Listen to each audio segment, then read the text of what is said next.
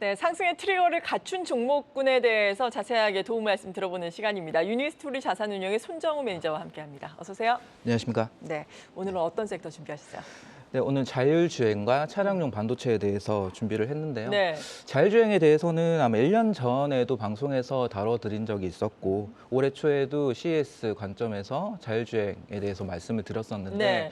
올해 초만 하더라도 자율주행에 대한 관심도가 낮았던 것 같습니다. 맞아요. 하지만 최근에 보시면 챗GPT를 통해 가지고 AI에 대한 관심이 촉발이 되었고 AI 반도체 강세가 나타난 이후에 AI가 활용되는 여러 산업 분야, 예를 들어 가지고 로봇, 자율주행, 그리고 의료 분야 이런 분야에 대한 관심도가 높아지고 있는 상황에서 자율주행에 대한 관심이 최근에 많이 늘어나는 것을 볼 수가 있습니다.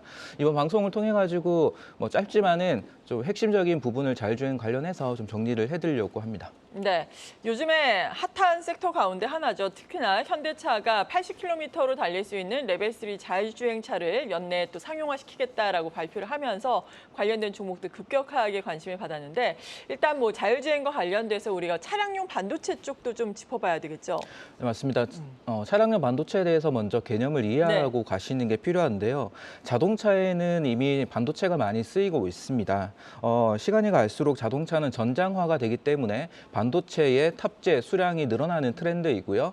기존 내연기관차는 300개 이상 정도가 사용이 되면은 전기차는 1000개 이상, 이게 레벨 3 자율주행이 적용되면은 최소 2000개 이상이 적용될 것으로 확대될 것으로 예상합니다. 기존 내연기관차 중심으로 차량도 반도체 종류에 대해서 간단히 살펴보면 드라이버 IC, 파워 IC, 센서, MCU 등이 있는데요.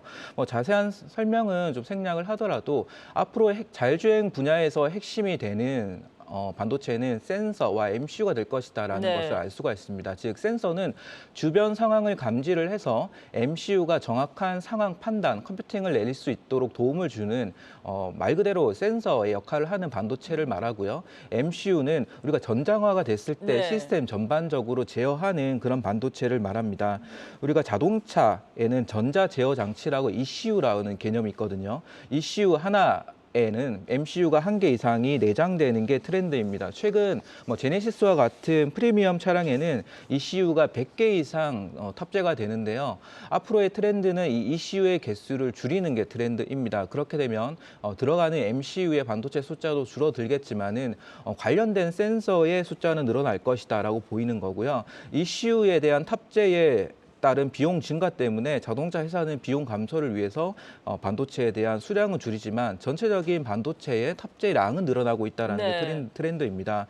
또 핵심은 차량용 반도체에서 관련 기업들을 보실 때 진입장벽이 매우 높은 산업이다라는 것인데요. 그 이유는 개발 기간이 5년 이상의 장기간이 소요되고 다양한 인증 획득이 필요하고 자동차 고객사를 사전에 확보하고 기술 개발을 같이 진행한 상태에서 양산을 앞두고 파운드리 업체까지 확보를 해야 되는데 이 과정에 기간적인 그리고 비용적인 부분이 많이 들어가고 나중에 양산을 확보하는데 어려움이 있기 때문입니다. 결론적으로는 이 세 가지 조건에 부합하는 기업이라고 하면 결국 다가오는 자율주행 시대에서 핵심적인 그런 반도체 기업이 될 것으로 생각을 합니다. 네, 그렇다면은 지금 자율주행의 개발 속도가 어떻게 되고 있는지 자율주행의 트렌드도 알아볼 필요가 있어 보이는데요.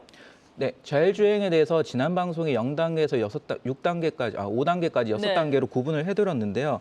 우리가 일상생활에 사용하는 승용차에 대해서는 완전 자율주행이라고 하는 부분이 쉽지 않을 것으로 생각을 합니다. 이유는 안전을 담보해야 되기 때문에 규제에 굉장히 민감한 이슈가 있고요. 안전을 담보하는 방식으로 차 가격이 굉장히 올라갈 수밖에 없는데 소비자 입장에서 비싼 차를 자율주행 때문에 구매할 수 있는 요인이 아직까지 낮다라는 것 때문입니다.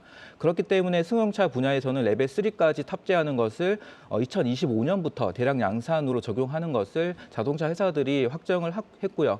다만 레벨 4, 5에 대한 완전 자율주행은 물류나 운송을 담당하는 트럭, 로보택시와 같은 분야에서 탑재되는 방향으로 확정이 되어 있는 것 같습니다. 내년 7월이 되면 24년 7월부터는 유럽에서부터 모든 신차에 에이다스 탑재가 의무화가 됩니다. 이 에이다스는 레벨 2, 레벨 3의 관점으로 보시면 되는데요.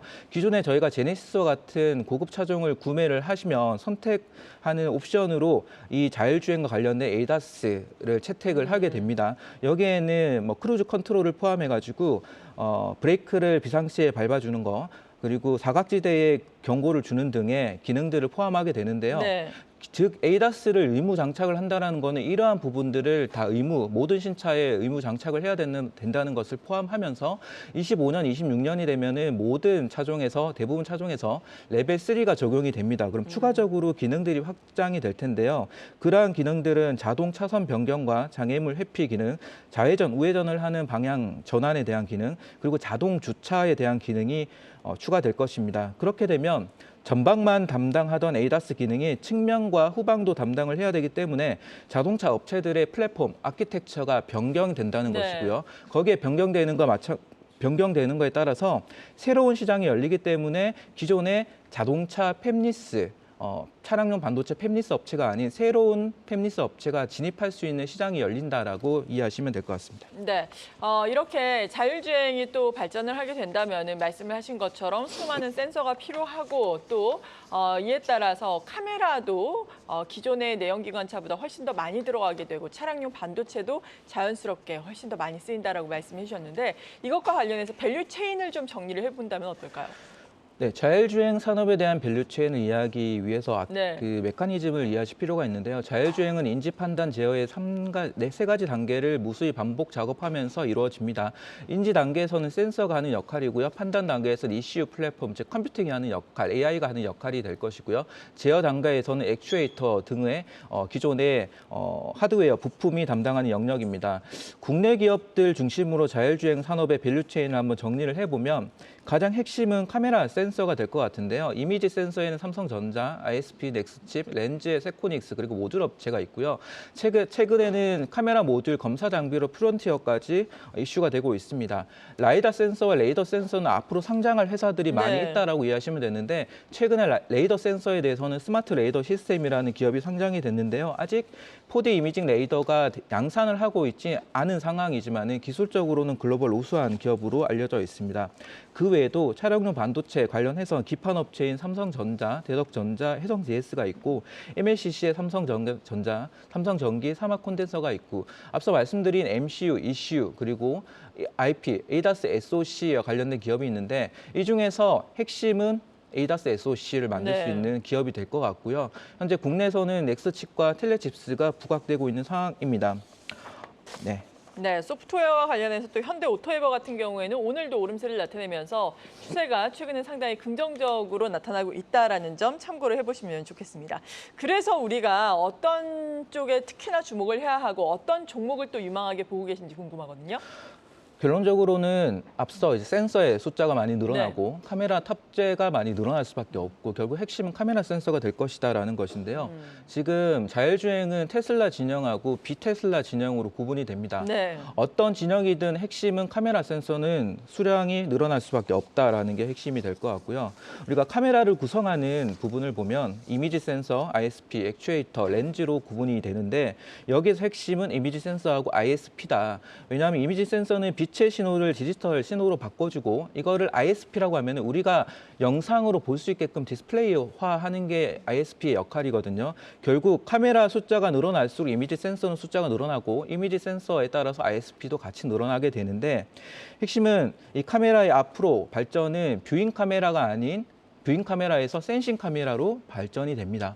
근데 뷰잉 카메라보다 센싱 카메라의 기술력이 높거든요. 자, 그러면은 카메라 숫자는 늘어나는데 센싱 카메라를 만들 수 있는 기술력이 되는 업체는 제한적이고 자동차 회사 입장에서는 카메라 숫자가 늘어나고 거기에 따른 화소, 해상도는 다 차별화가 되는데 여러 해상도를 한 번에 컨트롤할 수 있는 ISP는 통합적으로 운영을 하고 싶어 할 겁니다. 네. 그 과정에서 ISP의 원천 기술을 가지고 있고 AI 알고리즘을 보유한 상태에서 튜닝해서 고객사별로 맞춤으로 SoC를 만들 수 있는 회사가 핵심이 될 텐데 국내에서는 글로벌에서 탑티어 수준의 기술력으로 넥스칩이 부각되고 있습니다. 네, 그렇군요. 넥스칩을 유망하게 볼 수 있겠다라고 소개까지 들어봤습니다. 요즘 핫하게 떠오르고 있는 자율주행과 관련해서 총체적으로 공부를 해보는 시간으로 마련을 했습니다. 유니스토리 자산운용의 손정우 매니저였습니다. 고맙습니다. 감사합니다.